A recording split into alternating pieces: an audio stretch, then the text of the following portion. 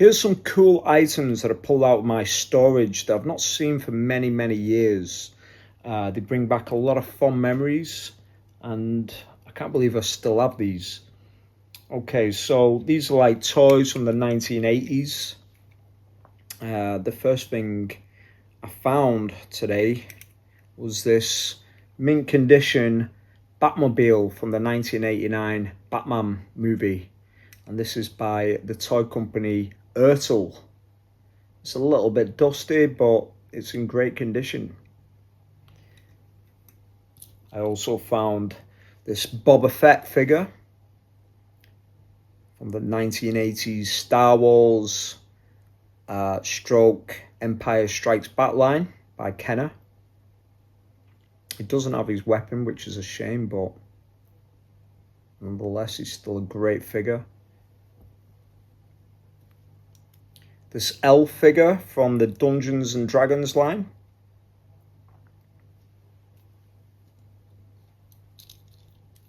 A mini Autobot figure called Gears. And I found a book by Ladybird, which is Action Force. So let's have a closer look at these items. So first up, this is a Batmobile by Ertl. It's in great condition. It's even got the trademark stamp on there. There's not much to this other than it's a great replica of the 1989 movie car. You know, some great detail on there. Ertl made a lot of, like, you know, toy replica vehicles. I think they actually made train sets as well. I could be wrong about that, but I'm sure I remember them making train sets. But yeah, cool vehicle. One of the coolest movie vehicles of all time. This is well up there with the James Bond cars. It's really iconic. I like the 1960s Batmobile too. That was awesome. I actually had one of them that was made by Corgi. But yeah, this is cool. There's no like moving parts on it other than the wheels. But yeah, I'm happy that I still have this and it's in good condition. Just needs a bit of a dust. And yeah, it'll be grand. Up next, we got Boba Fett from the Star Wars Kenner line. Oh, I used to love this figure. I used to play with this all the time. Back in the days, I was really into Star Wars in the early 80s, all the way up until the mid 80s. This guy's got stiff joints, 5 points of articulation. I remember trying to pull this out for some reason. I don't know why. It's just what you do as a kid. I've left a few little dints in there, but other than that, it's okay. It's got a bit of sun damage. Maybe a bit of paintwork on him, on his chest, but hey, it looks like a battle scar. Pity I couldn't find the gun that he came with. Maybe if I search high and low, I might find it. I think his thumb's worn down a bit. Let me zoom in. Yeah, his thumb has worn down a little bit. But yeah, great memories of this figure. From way back when. Boba Fett, the original bounty hunter from Star Wars.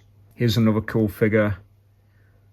The elf guy from Advanced Dungeons and Dragons by LJN. Unfortunately, I don't have his cape, shield, and bow and arrow.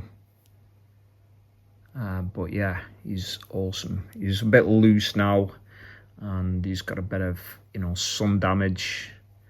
But yeah, glad I still have him. I had a few of these figures. I had Warduke. I had Strongheart, which was the knight. And I had some giant Norse type warrior dude. I also had a dwarf as well, a dwarf fighter. Yeah, I used to love Dungeons and Dragons, and I loved the cartoon as a kid. Yeah. LJN made some great toys back in the days. And yeah, look at the detail on that. You can see his chainmail. Yeah, the early 80s was a great time for action figures. Had quite a bit of, you know, articulation as well. It's like, you know, moved a little bit like a G.I. Joe rather than the Star Wars. 5 points of articulation. You know, you can move like the shoulders and stuff. Awesome figure. Up next, we got the mini Autobot Gears. I wasn't a massive fan of the Transformers line. I had a few. I had Optimus Prime, which I liked. I had one of the Decepticon planes, the purple one, Thundercracker maybe. I could be wrong, I can't remember its name. And I had this one, and what else? I had like a buggy, like a sand dune buggy. But yeah, it was a bit weird for me. It was a scaling thing, and they didn't look like the cartoons, you know, the cartoon characters. I love the cartoon. I thought it was amazing. I like this character, Gears, even though he looked totally different in the cartoon. I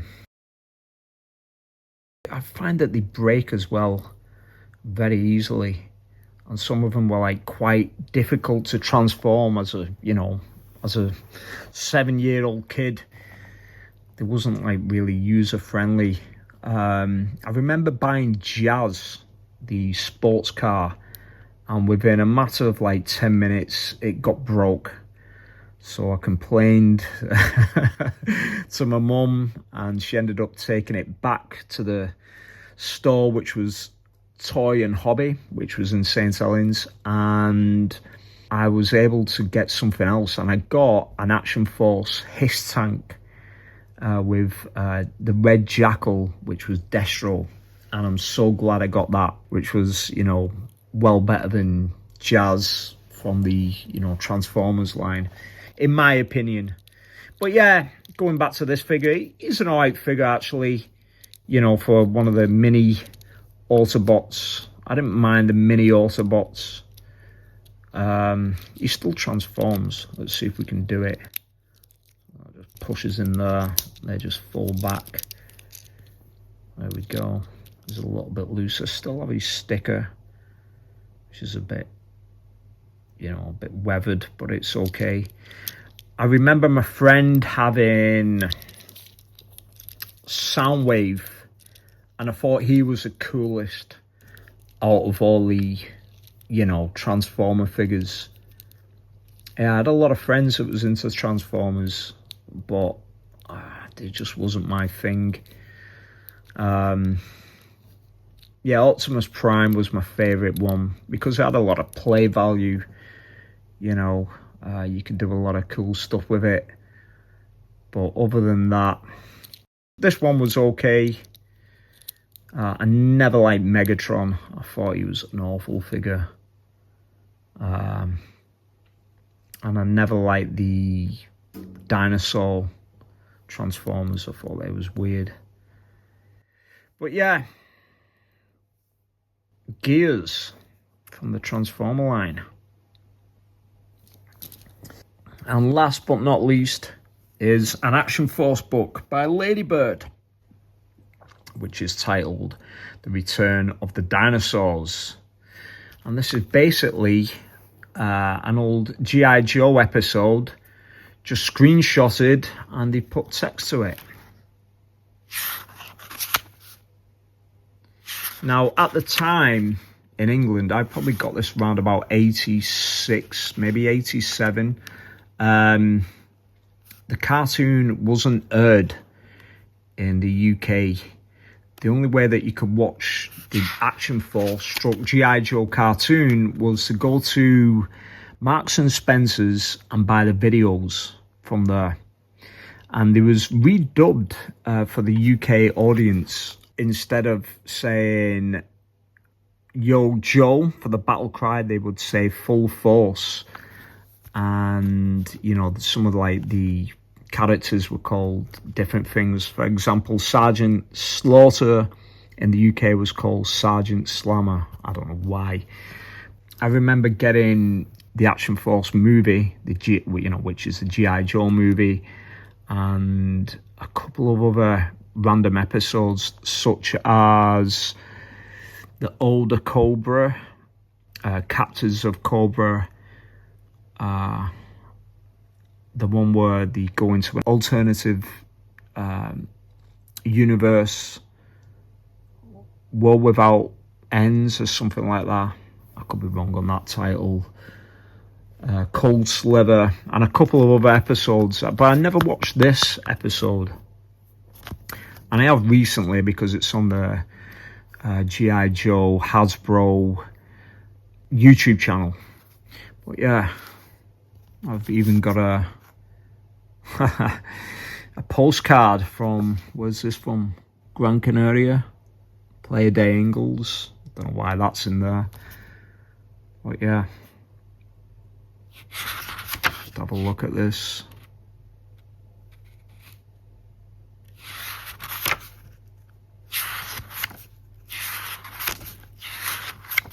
Yeah, I used to read this quite a lot, you know, on car journeys, bus journeys, that type of thing.